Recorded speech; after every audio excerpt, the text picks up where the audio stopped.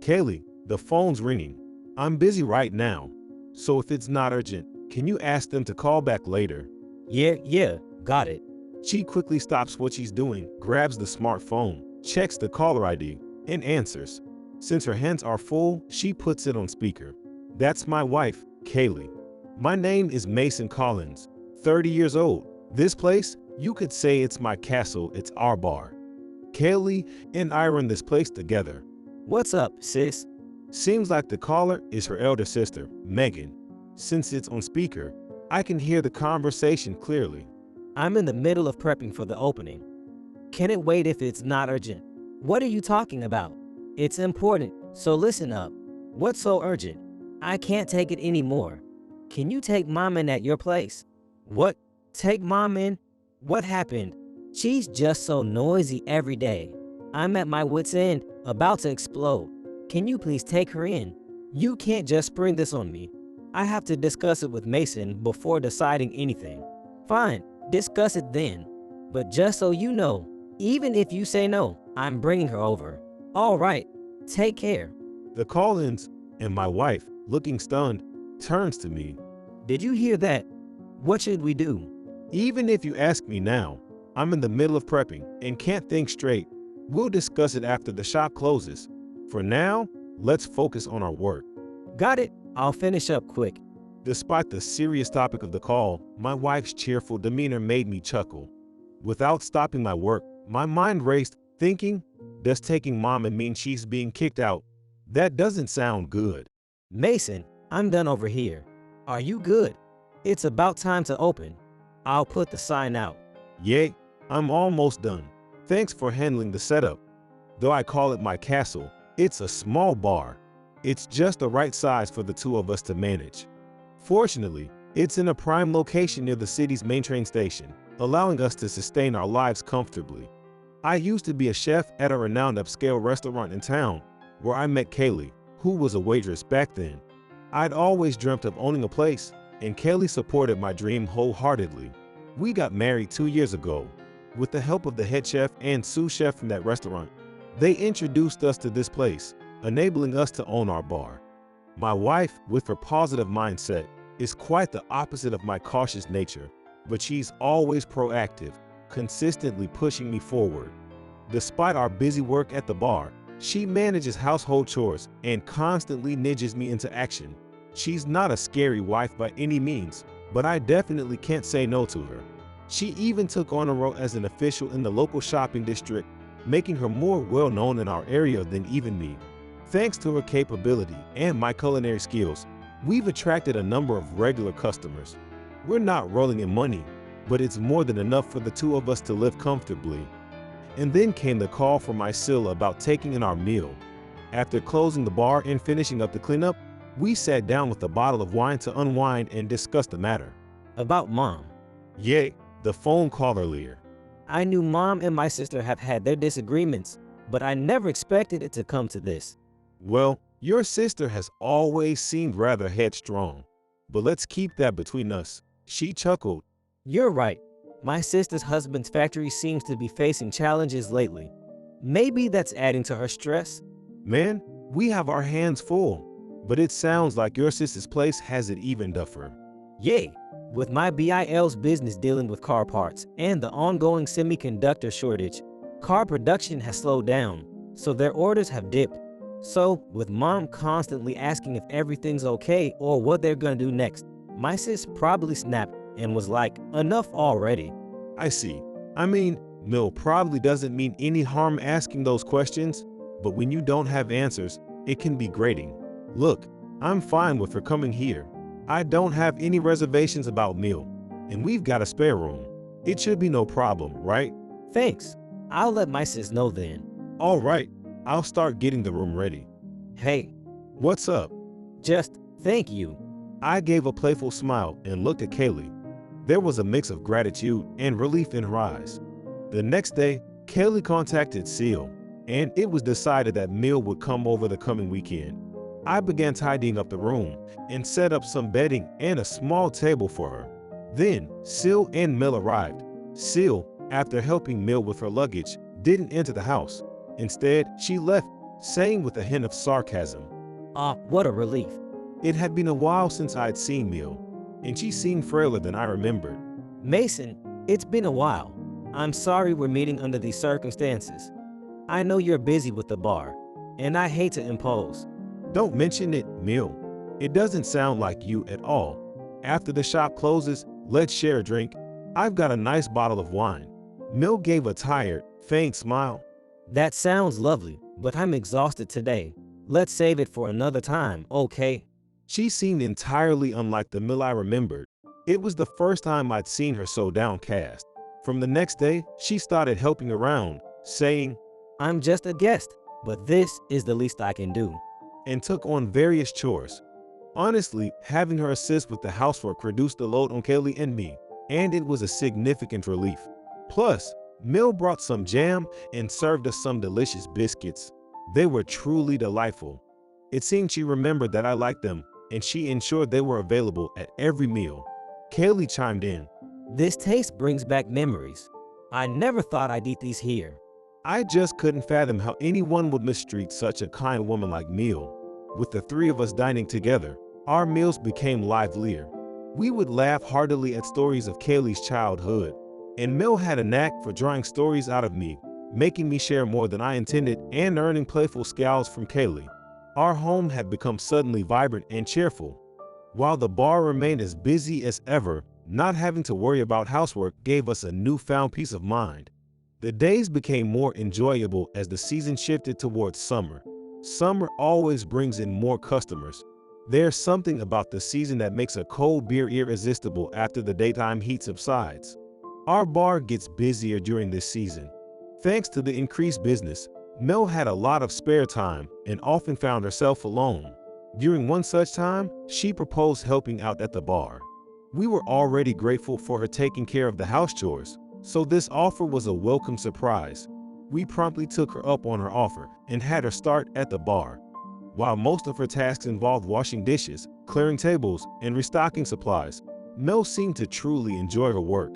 I was initially concerned about her handling the long hours of standing work at her age, but she seemed surprisingly spry, making my worries unfounded. Even so, we took care not to overwork her. Of course, as with any new job, there were initial mistakes and hiccups, but her innate charm, conversational skills, and sense of humor always saved the day, making any mistake feel minor. That's just the kind of person Mill is. She quickly became familiar with our regulars. Ma'am, how about a drink? One of them, Johnny, asked. Oh, that's kind of you. Boss, things seem to be winding down. Do you mind if I join him for a drink? Mill asked, glancing my way for approval. I responded with a smile. Sure thing. It's getting quieter anyway. Please keep Johnny company. Johnny, one of our loyal patrons, was around the same age as Mill. Johnny, you're still hanging around. Haven't you had a bit too much today? He feigned offense. Harsh. Just when I thought I could finally have a drink with a lovely lady. She chuckled. All right. I'll join you. But once this drink's done, we'll call it a night, okay? The way she smoothly tells Johnny, who's had a bit too much to drink, to stop without offending him is truly impressive.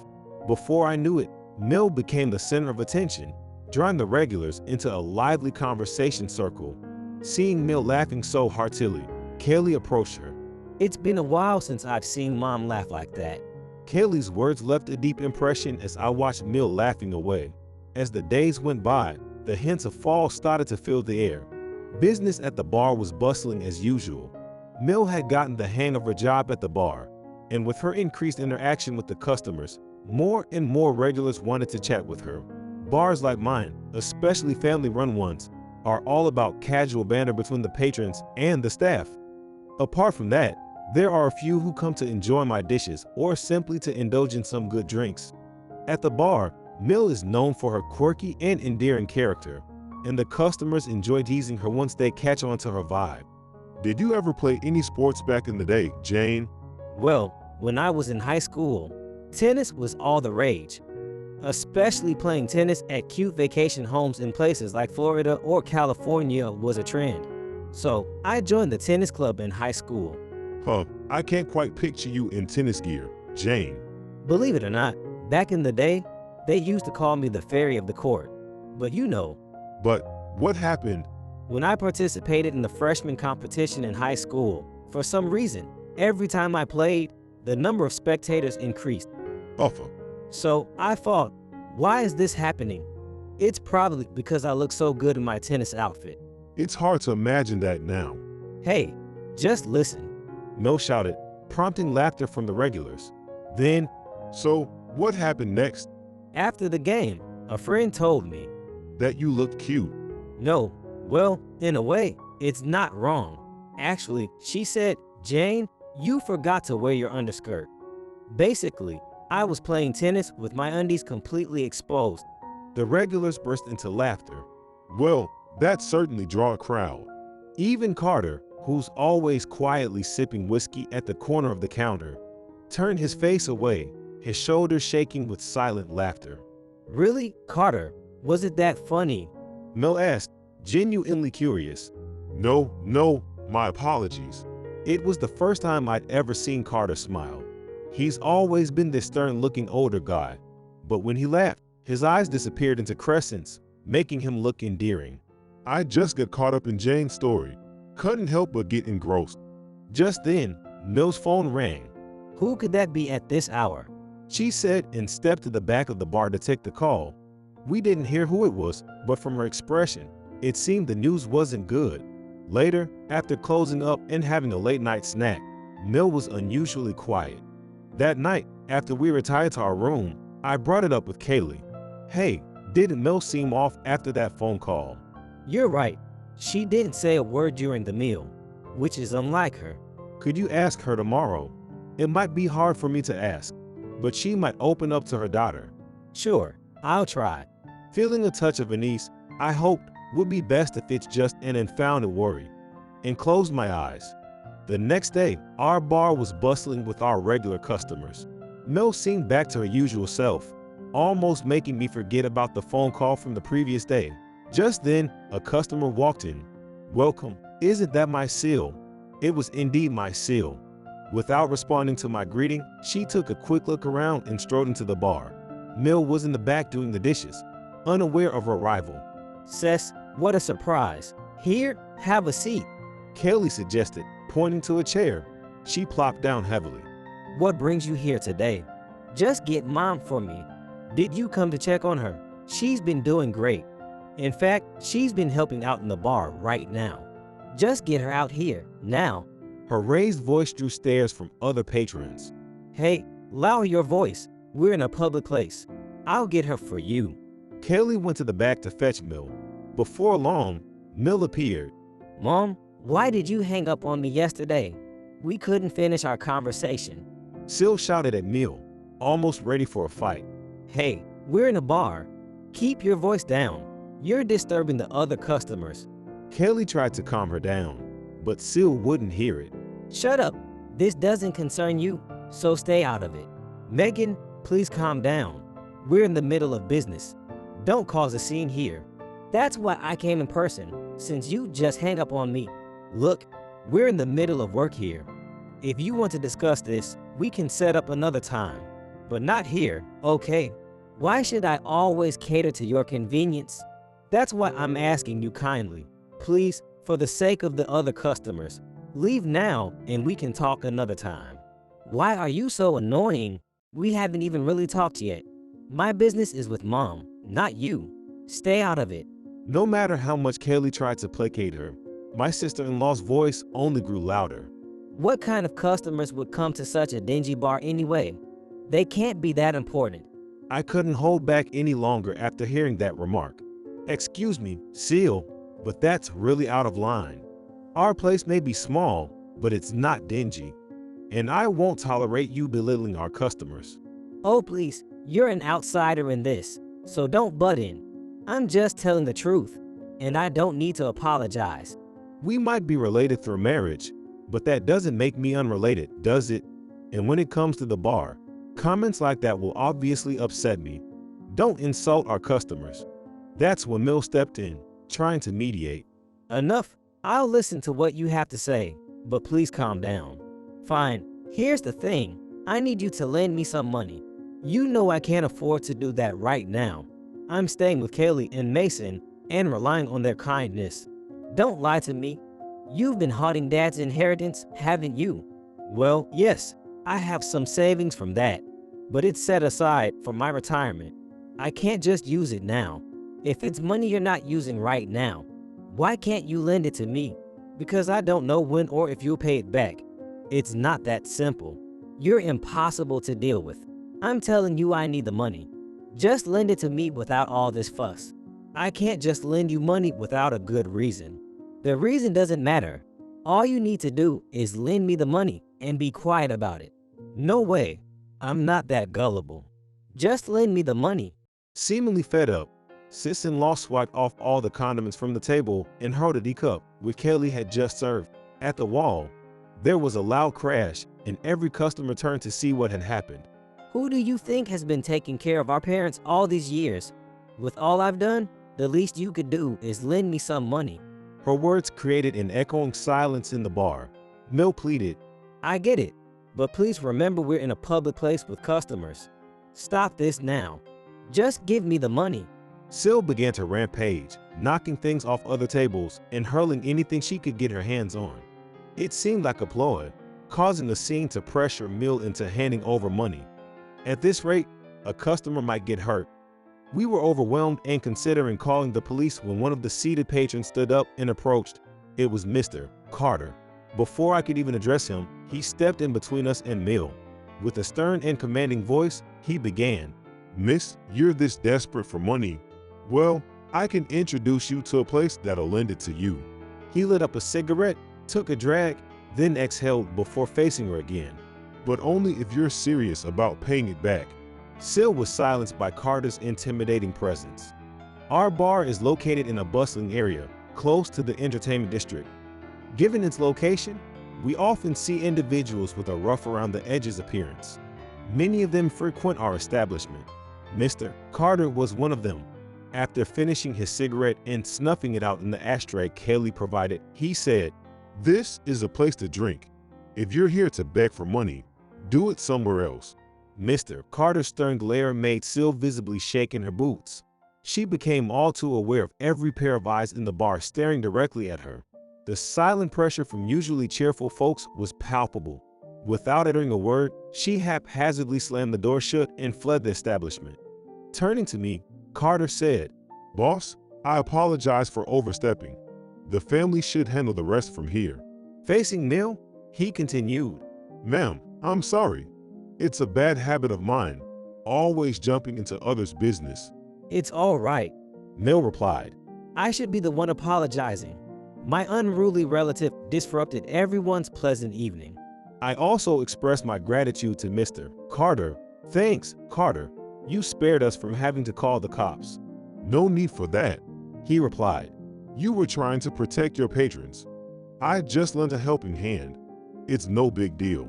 Looking around, I noticed customers getting up from their seats, pitching in alongside Kaylee to help clean up the bar. Everyone, I'm sorry for the disturbance and thank you for helping out, I said. No biggie, one of the patrons replied. This bar is our refuge. A little cleanup is the least we can do. Isabella, one of our younger regulars, chuckled as she tidied up. Funny, I never clean my own room, but here I am cleaning up the bar. My apologies, everyone. My foolish daughter caused all this trouble. Mill sighed. Kaylee, with a playful twinkle in her eye, asked, So, Mom, does that make me the silly daughter too? You lucked out with a great husband. You should be grateful to the boss here. Mill responded. With the bar now back in order and commerce restored, I decided it was time to show our appreciation. Everyone, thanks for helping clean up. As a token of appreciation, drinks are on the house. Mill jumped in. And I'll serve up some bruschetta on the house. I've also got homemade shortbread cookies. Sound good, boss? Seeing no reason to refuse Mill's offer, I replied, sure, go ahead. I then remembered something I wanted to say to Mr. Carter. Oh, and Carter, he quickly interjected. If it's a thank you, you don't need to. All's good. No, it's not about that, I clarified. Just a reminder, smoking's not allowed inside the bar. Could you please use the ashtray outside from now on? Carter chuckled. All right. Sorry about that. Just wanted to put on a bit of a show. Everyone laughed in response. Kaylee puffed up her cheeks and teased, You didn't need to point that out. though some might seem intimidating at first glance. After sharing a drink and a story, everyone's all smiles. That's just the way it is with our regulars. Watching Mill laugh and chat with them, I thought, this might be the perfect place for her. As the thought crossed my mind, my eyes met Kaylee's. We shared a knowing glance and both broke into a grin. Preparing drinks for the patrons, I felt a pleasant kind of fatigue. Moments like this made me truly appreciate the life we had and how happiness could be found in the most unexpected places.